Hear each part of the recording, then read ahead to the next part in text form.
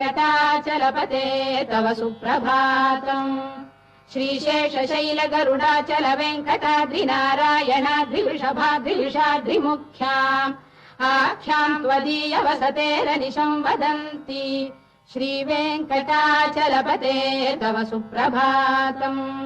सेवा परा शिव सुरेश कृशानुधर्म रक्षोऽम्बुनाथ पवमान धनाधिनाथाः बद्धाञ्जलि प्रविलसन् निज शीर्षदेशाः श्रीवेङ्कटाचलपते तव सुप्रभातम् घाटीषु देवि खगराज मृगाधिराज नागाधिराज गजराज हयाधिराजाः स्वस्वाधिकार महिमाधिकमर्थयन्ते श्रीवेङ्कटाचलपते तव सुप्रभातम्